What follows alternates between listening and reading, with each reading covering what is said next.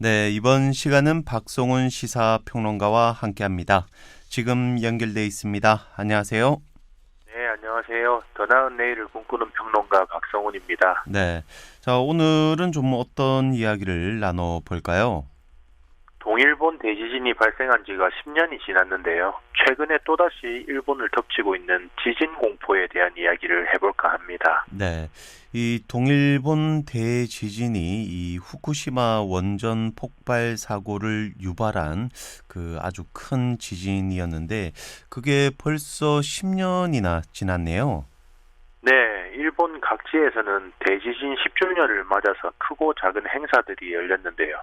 애초에는 도쿄 올림픽을 계기로 대지진과 원전 폭발 사고의 시련을 극복하고 또 일본이 다시 일어났다 이렇게 전 세계에 홍보하고 싶어 했거든요. 그런데 갑자기 터진 코로나 때문에 그 계획이 다 날아갔죠.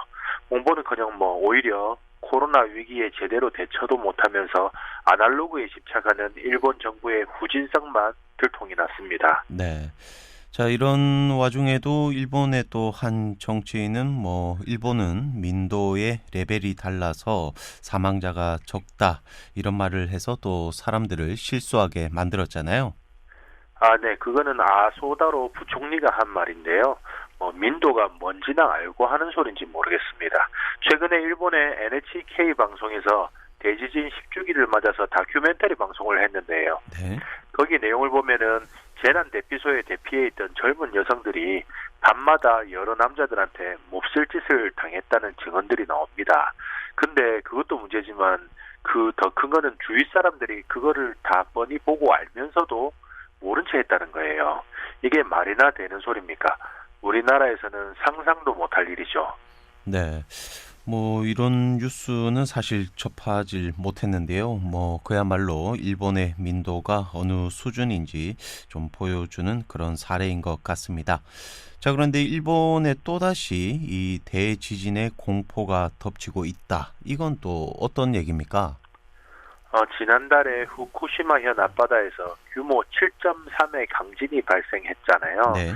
이때 도쿄를 포함해서 인근 지역이 굉장히 심하게 요동을 쳤습니다.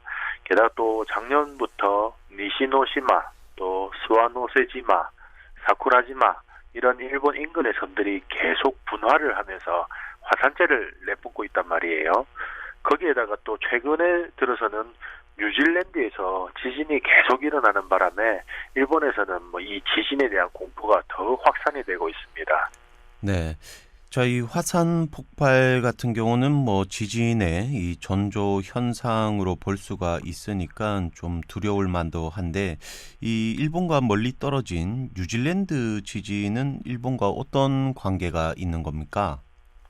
바누아투 법칙이라고 해서 뉴질랜드에서 지진이 나면은 1, 2주 안에 일본에서도 지진이 발생한다는 법칙이 있습니다. 네. 바누아투 법칙이라고요. 이 지난달 일본 강진이 나기 며칠 전에 뉴질랜드에서 비슷한 규모의 지진이 났었고요. 또 10년 전에 동일본 대지진 때도 뉴질랜드에서 먼저 지진이 일어났었다고 합니다. 근데 이 열흘 전에 지금으로부터 열흘 전에 뉴질랜드 동북쪽 해역에서 규모 7과 8을 오가는 굉장히 강한 지진이 발생한 거예요. 게다가 어제도 뉴질랜드 북섬 지역에서 규모 5.9 상당의 지진이 났고요. 네. 그러니까 이 바누아투 법칙에 따르면 일본에 또다시 큰 지진이 날 가능성이 높다. 이런 얘기네요. 예, 그렇죠.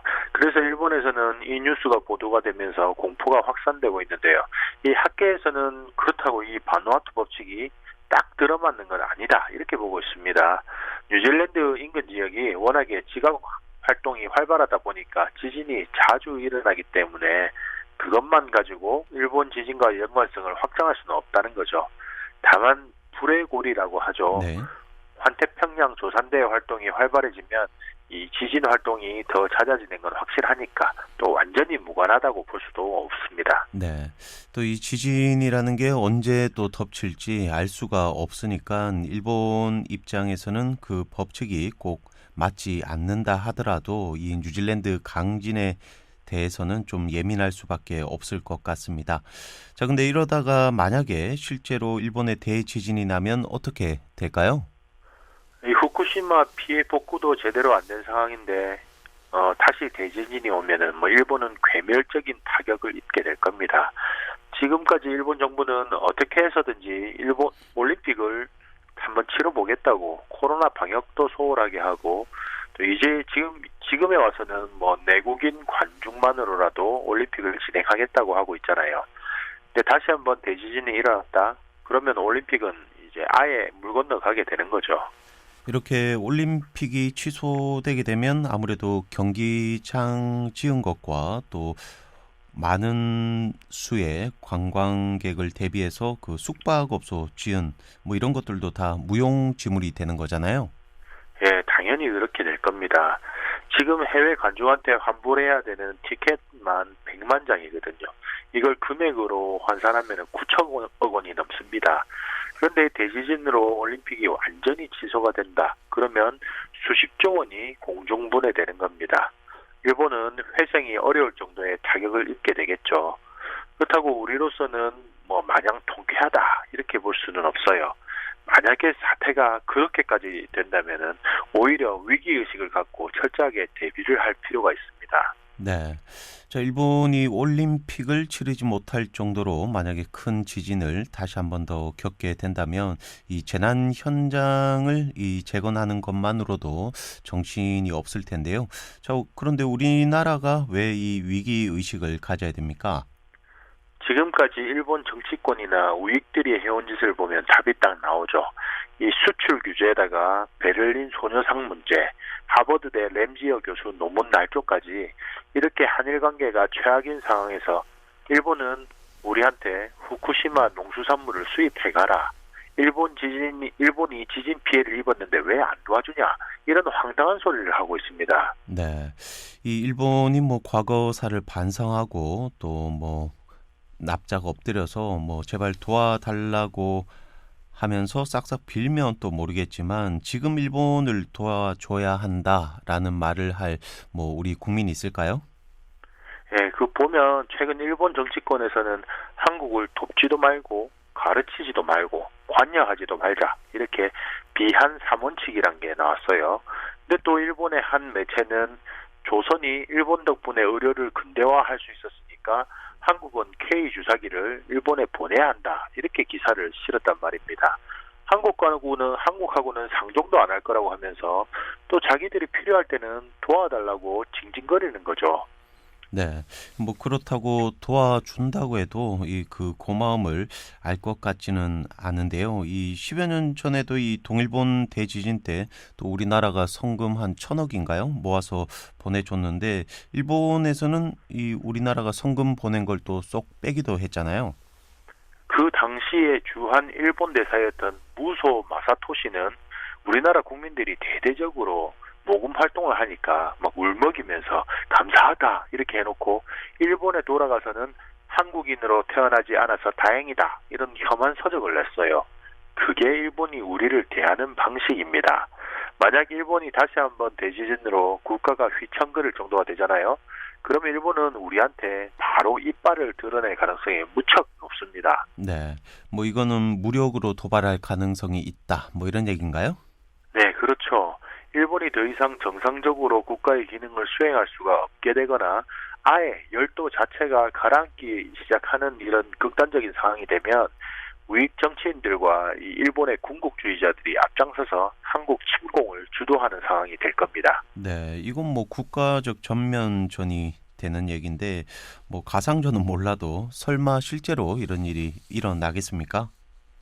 일본은 수십 년 전에 미국도 침공한 나라예요. 죽기 아니면 살기인데 못할 이유가 없죠.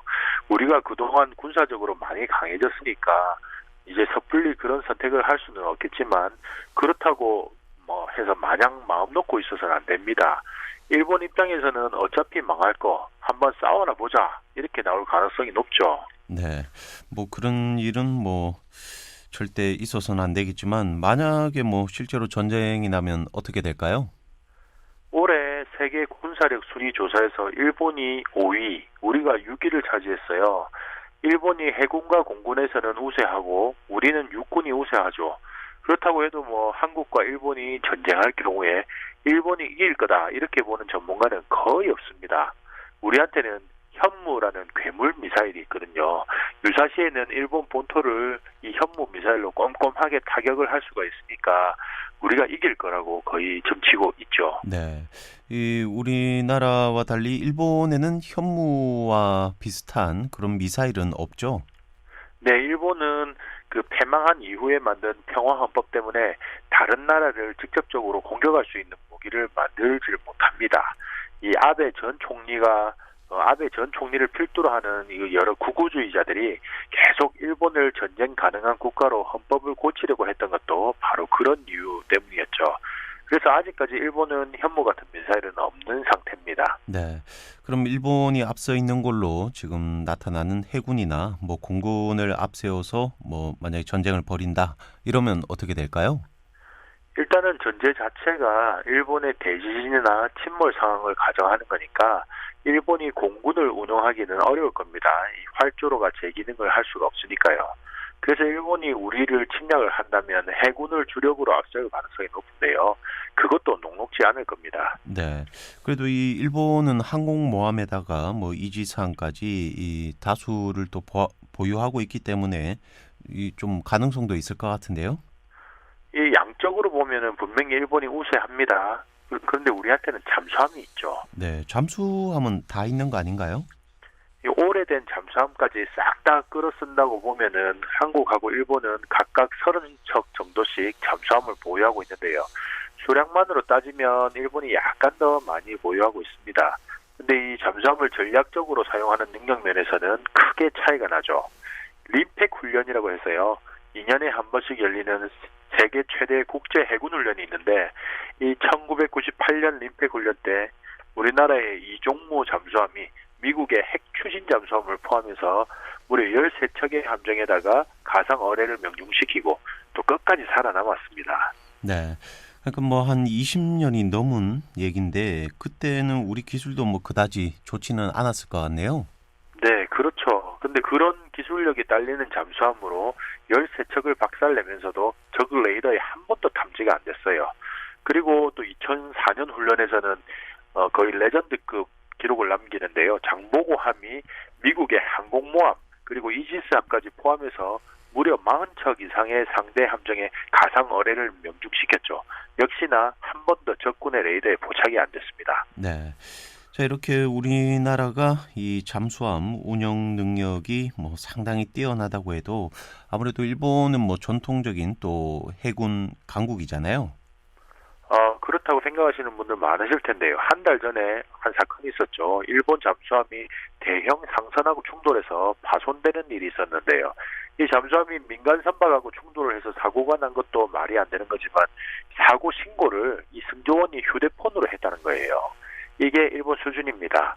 잠수함 성능은 둘째치고 군인들 역량이나 시스템이 너무 떨어집니다. 네.